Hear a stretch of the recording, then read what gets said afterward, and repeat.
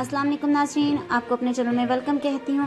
شروع کرتی ہوں اللہ کے نام سے جو بڑا ہی مہربان اور نہایت ہی رحم کرنے والا ہے۔ افغان فوج لڑنا نہیں چاہتی تو اس میں امریکہ کچھ نہیں کر سکتا ہے۔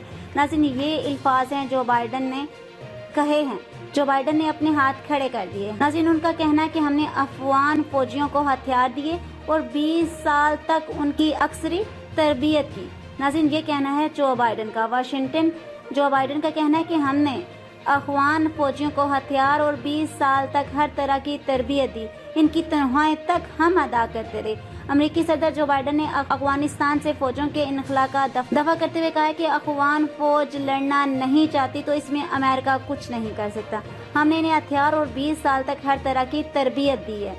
افغان فوجیوں کی تنخواہیں تک ہم ادا کرتے رہے ہیں۔ وائٹ ہاؤس میں نیوز بریفنگ دیتے ہوئے انہوں نے کہا کہ ہم نے اشرف غنی سے کہا تھا کہ طالبان سے مذاکرات کریں، لڑائی نہیں، لیکن انہوں نے ہماری بات نہیں مانی۔ ہمارا افغانستان چھوڑنے کا فیصلہ بالکل درست ہے، اس پر تنقید نہ کی جائے اور نہ ہی ہمیں افغان جنگ ختم کرنے کے فیصلے پر کسی قسم کی شرمندگی ہے۔ جو بائیڈن کا مزید کہنا تھا کہ افغان قیادت طالبان کا مقابلہ کرنے کی بجائے ملک چھوڑ کر فرار ہو گئی۔ ہمیں افغان حکومت کے تیزی سے خاتمے پر حیرت ہے۔ ان کا کہنا ہے کہ ہم نے افغانستان سے اپنا عملہ بلا کر سفارت خانہ بند کر دیا ہے، لیکن اگر طالبان نے ہمارے مفادات پر حملہ کیا تو ہم اس کا بھرپور جواب دیں گے۔ جبکہ دوسری طرف افغانستان میں افغان طالبان کے مقامی کمانڈر نے ایک گردوارے میں پناہ لینے والے سکھ اور ہندوؤں سے ملاقات کی ہے۔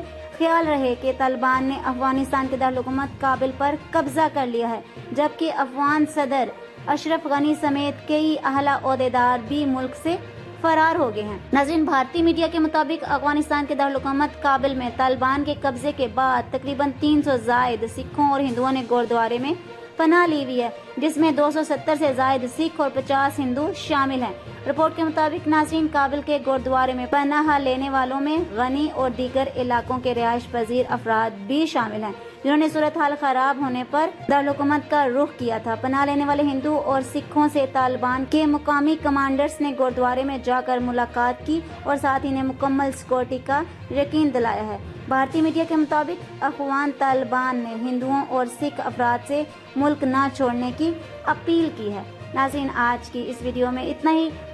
اپنی دعاؤں میں یاد رکھیے گا، اپنا بہت سا خیال رکھیے گا۔ ملتے ہیں اگلی ویڈیو میں، تب تک کے لیے اللہ حافظ۔